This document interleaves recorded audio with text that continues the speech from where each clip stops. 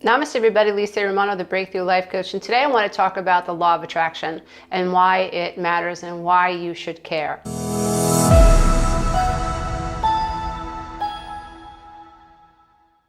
It's not a bunch of hippy-dippy, flighty-mighty, hoity-toity stuff when you break it down and you consider quantum mechanics. And when you think about emotions being energy in motion, then it becomes really important and paramount for us to understand how consciousness can help us change what's going on in our lives today. So if I don't like what's happening in my life today, I really want to pay attention to what it is that I'm vibrating at, what it is that I am feeling, what it is that I am resonating with, what is the frequency. Let's say fear was on one end and love was on the other end. Unfortunately, most of my life, I was definitely in the fear pool. I was definitely in the end of hopelessness and desperation, despondency, not feeling good enough, worrying about what other people thought about me, which is all fear. I was resonating with shame. I was resonating with this idea that I needed validation, that I needed someone outside of me to tell me that I was okay. And that was a mirror for growing up as a little girl and a child with parents who didn't get it. Adult children of alcoholics who were very immature, who were lost in their own trauma. My mom was super codependent on my dad, so what mattered to her most was making sure that he was happy. And what mattered to my dad most, sorry dad, but it's true, was making sure that dad was happy. And if dad was happy, mommy was happy. And as long as dad was happy, mommy was happy. And so therefore, we weren't allowed to be unhappy. And if you remember what it was like to be a child, it's a very frustrating thing to be a child because people are in control of you and you can't control your environment. And you are susceptible and vulnerable to what people say, what people think, and how they feel about you. When you're a child, you are strapped to a car seat against your will. You are forced to eat things that you don't want to eat. You are forced to go to school for how many hours a day, and it's so unnatural because children are all limbic and they need to express themselves, yada, yada, yada. And if you factor in trauma, if you factor in emotional neglect, if you factor in some type of malevolent behavior towards a child, it's really a recipe for disaster. And so it makes sense for us to pay attention to how we feel, because what happened to us as children does mirror in our adult relationships. It has to, because what happened to us as children develops neural pathways. It is the reason why we think the way we think, why we feel the way we feel, and what we believe. It is also why we see what we see. The fact of the matter is that the human eye can only see about 4% of what is actually happening in so-called reality. That's a really sobering thing to think about, right? Because it's like, well, what else is happening that I can't see? Tons. What we see generally is what our ego or our mind has been designed to think is important. And our brain, the reticular activating system, actually filters out what the brain thinks or has been conditioned to think is unimportant. Super, super useful information if you apply it to emotions. Because if I am raised to believe that I am not good enough, then that's what I see in the outer world. And unfortunately, that's who I attract, right? Because I can't attract someone in my outer world who sees value in me if I don't see value in me. Just that fact that I'm looking for someone to see value in me means that I do not see value within me, which means that I'm only going to be able to see in reality situations and people and dynamics and experiences that mirror what I see on the inside. Now, when this all started to come together for me, it was like light bulb moment, breakthrough moment, breakthrough moment. And it was truly transformational. Because aside from what my Catholic upbringing told me to believe, which was you are a sinner, and I don't mean to insult anybody, and that is not my agenda. I think believing in a higher power is amazing. I personally believe in a higher power. I don't believe that we're here by accident. What served me was believing that I am an extension of the divine, that I am worthy just because I exist. And that there is potential in me as there is potential in the caterpillar who knows that it's time to go into the darkness, to even create his own little cocoon or her own little cocoon. And not even knowing, going into the complete unknowing, accepting the unknowing, right? And how this amazing caterpillar accepts its death as a caterpillar and emerges this amazing butterfly. So I use that as a metaphor to explain what I think is our journey, that each of us has that potential in the first part of our life up until at least the mid-30s. And if you awaken before then, that's really, really great and you're very lucky. But I've seen in my own life and my children as well as my clients that around between the ages of 30 and 35, something starts to happen. We're looking for a deeper meaning to life. And it's around that point where we start wondering, like, what is this all about? So if we've been married really young, we start to wonder, like, is this relationship all there is? Or is this what I'm supposed to be doing for the rest of my life? Or is there more? And I think that's really important. And if a relationship can sustain that period of time and both people can manage to withstand that transformational period for both people, I think that's amazing. And I do think that can happen. But sometimes what ends up happening is when we get married young or we fall into relationships young and we're unaware that we're unaware, we don't know that we have this unknowing reality, that we really don't know ourselves, we really don't know about life, we really don't know the things that we need to know to make life decisions that are based more on self-awareness. Like, I know who I am now.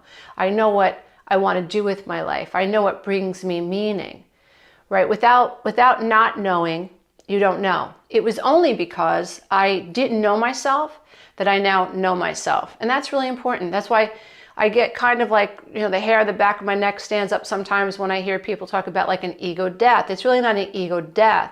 We need ego. Ego is very necessary. Ego allows us to figure out them and me and us and we and what I like versus what someone else likes. It allows me to develop autonomy and individuality, and it allows me to also transcend this idea of separation, because I can't know myself as one with everything unless I first know myself as separate from everything. So everything fits. So there really is no need to kill the ego. There's nothing wrong with ego. But as you grow in self-awareness and as your consciousness expands, then you begin to understand yourself from different perspectives. You're not your mind, you're not your thoughts, you're not your emotions, you're not your fears, you're not your trauma, you're not your triggers, you're not what the narcissist says you are, you're not what your mother says you are, you're not what your dad says you are, you're not even who you think you are, unless you've gone through the spiritual awakening process, unless you've done enough inner transformational work, unless you've gotten to the point where you can detach and become objective about what you're witnessing inside the mental mind, and you're able to discern that's not me. And you're able to look at it and observe it and no longer have this triggered emotional response to it, because you are not your emotions. And so while we're still triggered, we're still in the transformational journey as far as I'm concerned. But if we stay on the journey long enough and we develop ways to speak to ourselves, which is very compassionate, which is always loving, which is always accepting, when we harness the amazing ability to become non-resistant to what we think and to what we feel, being able to become non-reactive even to our emotions, to the point where we can gain control over it. When we're able to develop these skills, which takes time, you are mastering the self. But the wonderful thing is that if you understand how the laws work, how the quantum laws of the universe operate, then you understand the benefit of doing all this hard work. We can sustain anything once we have a meaning, once we have a reason for doing this work. I get up every day and I manage my emotional set point because I see the benefit. I understand, I have a why. Why am I getting up every day? What is my passion? What's the purpose of this life that I have? And because I know what those things are, I know the answers to those questions, then the how becomes easier. And so just for instance, I wanted to show you, I took out all of my journals. These are just a few of the journals. These aren't all of them, right? Well, these are all of them that are in this office, but I have many more in another space in my home. But these are my journals, and these journals are full from cover to cover of things that I've gone through in my life. Like, what am I struggling with? And I stick with it until I get to the core. And some of those cores are, what are you trying to control? What are you in resistance to? What do you not want to see? What is the programming that's making this hard for you to let go of this? What is the limiting belief behind all of that? And this really is the self-awareness journey. And in all of my courses, I offer journaling prompts, I offer meditations, I offer class notes, I offer video lessons, and they all work off one another to help you figure out what really is driving whatever emotion that is keeping you stuck. And it's absolutely transformational when you do this work. However, everything changes and becomes clearer when you understand how the law of attraction really operates. Emotions are energy, and I cannot expect abundance to come to me if I am focusing on scarcity, if I am living in a place of fear when it comes to money, when I don't think that I have the ability to manifest what I want to manifest, or I don't think that I'm worthy of manifesting that. Or I think that I'm alone in this universe, right? Which is so wrong, because there are absolute laws that are governing everything. I don't take care of the sun coming up in the morning or the earth spinning. I don't take care of the seasons that are running the planet Earth. I don't take care of the tides. I don't take care of energy. I don't take care of the trees giving off oxygen and my body breathing out carbon dioxide and my body breathing in oxygen. I'm not responsible for the natural rhythm of my lungs that are supported by some quantum laws that are governing time and space. I'm not responsible for gravity. To think that we're not supported is a complete fallacy. However, when you come from trauma, that is your base emotional set point. You feel abandoned. You feel unworthy. And remember, what you feel is, consider it a vibration. Consider it a resonance. So we all want abundance. We all want prosperity. We all want to meet the divine person that is supposed to come into our lives, and we're going to run off on the beach and have this amazing life with this person, and this person is going to be able to see us and hear us and validate us, and we're going to do the same for them. It's impossible to manifest those things long term and to keep them in our lives when our base emotional set point is one of fear. And I personally believe that that is how human beings are controlled across the board. It's through fear, whether it's a corporation, whether it's a government, whether it's a narcissistic boss, whether it's a warden in a prison, whether it's some type of a religious organization, whether it is a hospital situation, whether it's a marriage, whether it's you're in a relationship with a narcissistic spouse or a sister or a daughter-in-law or a mother-in-law, it doesn't matter. When you think about it, the energy of fear is what is corrupting our ability for moving our lives forward. How do we attract peace, calm, clarity, prosperity, joy, happiness, fun? How do we attract that into our lives if we don't have that energy active within our being? It's really impossible. And even my own self, one of the things that I hear Anthony say about me is like, you work too much, like you're a workaholic. And that is probably true. I really love what I do, but certainly I can put the computer away. I can schedule my time better so that I am enjoying things more outside of work. And I have to actively work on that. As a matter of fact, right before I sat down to create this video, I took my bike out. I went for a short bike ride. I had my phone going, listening to a meditation. I wasn't meditating, but I was listening to the words of the meditation, feeling really inspired, looking at the sky and just being grateful for the ability to have this bike that I've had for a number of years. It's not the best bike, but it works, and it gave me the opportunity to move my muscles around and feel my legs pumping, all the blood and the oxygen around. It gave me an opportunity to feel free and to be thankful to be alive. And so that was the whole point of it.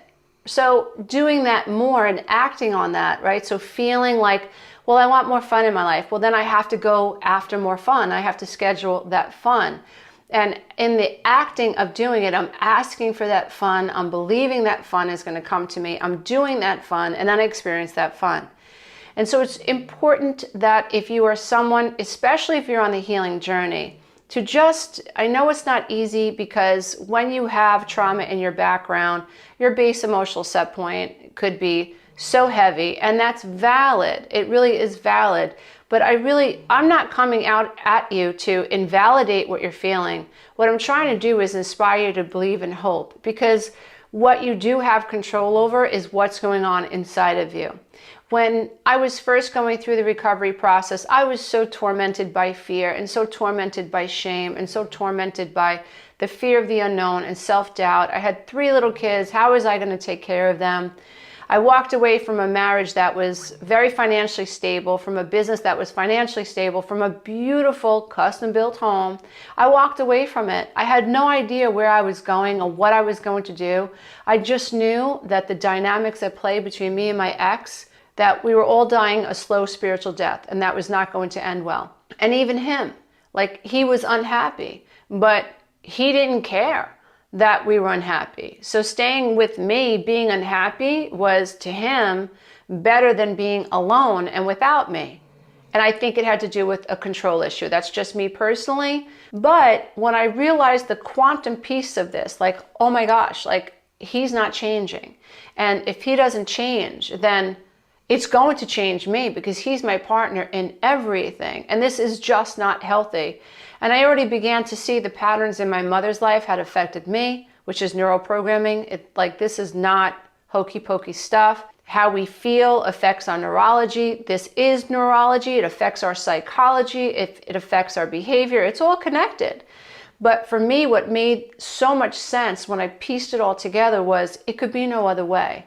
It wasn't me, it was my programming. And in the awakening of my own mind, giving birth to my own mind, being able to confront my mind from a higher state of awareness, and then to see my marriage and know it was so toxic and it was so sick, and to feel the resistance of my ex. He didn't want to work with me. He resented trying to work things out.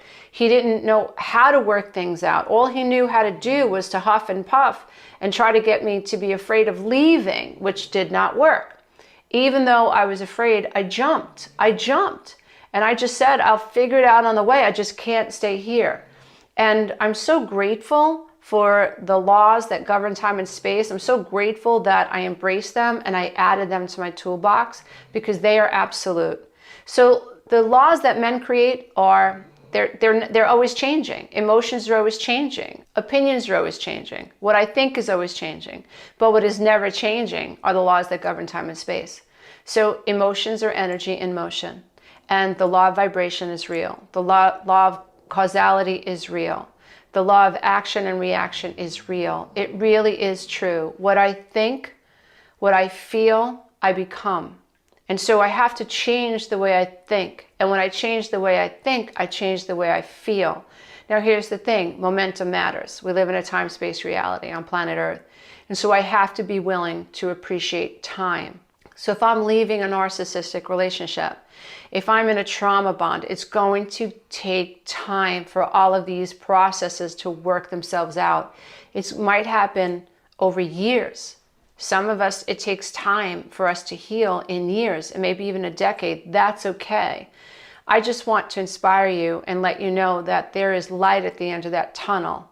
And once we understand that we can really at least begin to change the way we think, and once I change the way I think, then my life must change, as long as I don't give up. It's really interesting, all these years after, and again, you're talking to somebody, or I'm talking as someone who's been out of a very, very toxic marriage for over 20 years now, right? So yeah, it'd be 24 years. That's a long time to be out of it. And I can tell you that I keep growing and I keep expanding, and my consciousness keeps expanding like this sponge. It's just like, woof, I get it now. More and more is revealed. But I just want to come at you as someone who is out of this, like 24 years later. It does get better, but it doesn't get better all at once. But I can tell you that if you don't give up, if you stick at this, what you will notice in time, as I have, is that the person that I was in a relationship with didn't change. There was a time where I was so afraid of him, where I thought I could never live without him, and that it would be so wrong, like my family would never survive without us being together. I had all of these ego constructs and limiting beliefs that some had to do with my religion, the religion that I was raised in. Much of it had to do with what my parents thought about me and about marriage and about me personally, and that, I was just a pain in the butt. I was a drama queen. Nobody could ever make me happy. I was selfish. I was this, I was that, and feeling tremendously misunderstood. So a lot of that I had to work through my head and believe in myself and really detach from this toxic conversation that my own parents were having about me. That's not the way you talk about your children. And so when I began to just honor myself, which was so hard, it was like ripping my skin off. It was like me facing all of my abandonment fears, all of my trauma, and saying my whole life, all I've ever wanted was to be loved and accepted by you, mom and dad. And I know that's never going to happen. And I know when I walk out this door and I begin divorcing this person that you love so much, here it comes. You're going to use it as validation to say, see, we always told you she was too much. She was a drama queen. She was this. She was crazy. And they were going to use it as ammunition. But I faced that fire and I started to believe in myself because I started to understand on a very deep level that until I believed in myself, I was never going to be happy. That I had to get back in touch with my own guidance system. And I couldn't let the people that I loved jack with that anymore. I couldn't let childhood programming jack with how I saw myself. I had to get back in touch with my own guidance system. And what that meant was that I had to face all of the dragons within myself, all of the fears, the little child inside of me that begged me, please don't let go of mommy. Please don't let go of this fantasy. Please don't do this. Daddy's going to get mad. Your sister's going to walk away. Your brother's going to walk away. Everybody's going to hate you. I had to face all of those fears and essentially tell my inner child. And it's amazing that we can do this, but I was able to do it from a higher state of awareness once I understood I was not my programming.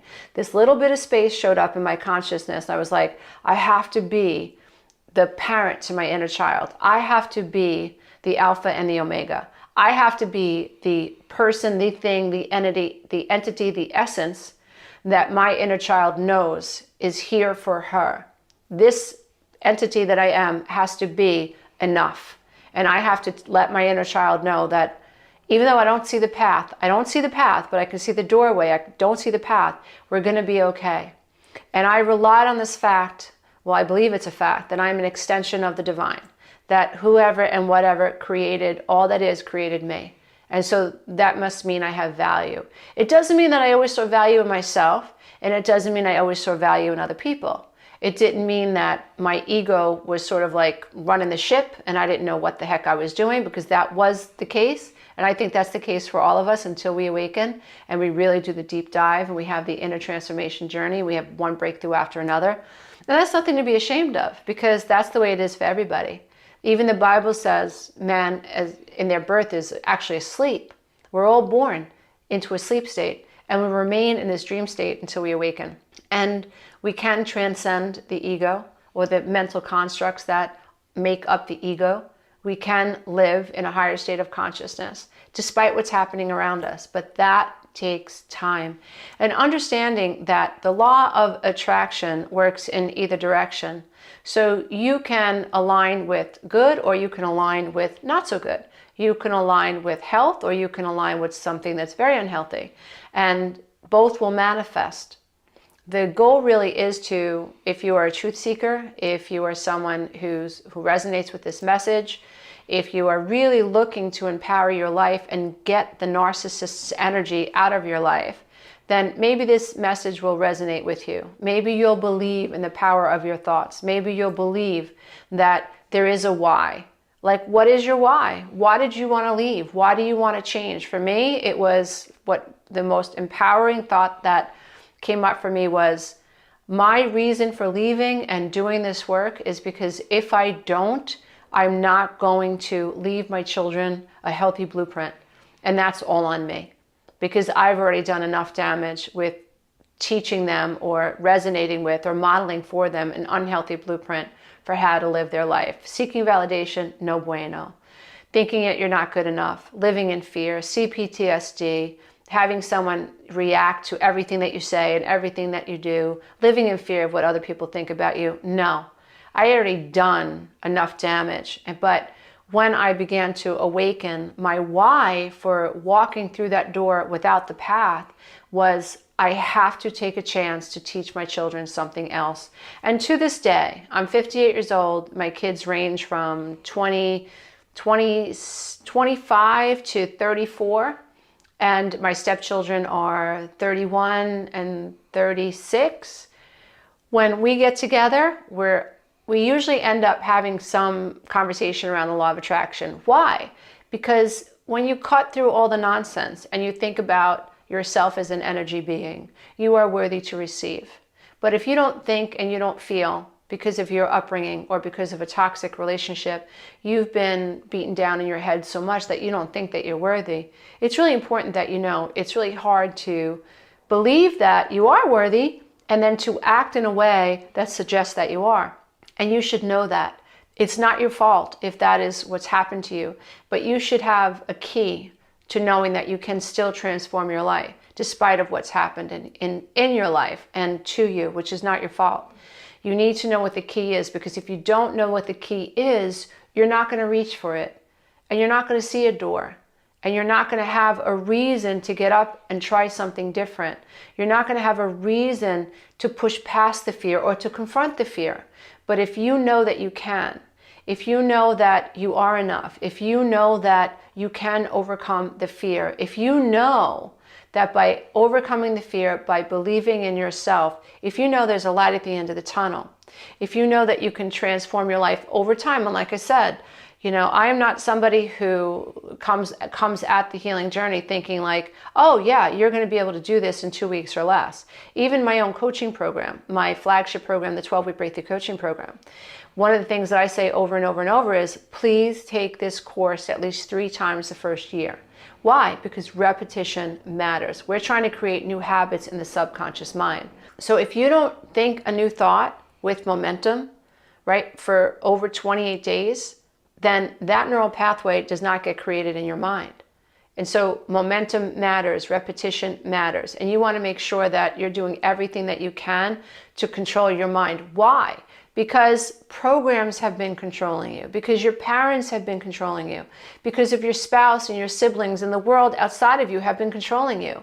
And you're an individual and you don't have to live that way. You really can become more in control over your current reality and obviously your destiny. Not easy, but at least, dear one, you should know that there are keys. Namaste, until next time, as I bow to the love and light that is absolutely in you.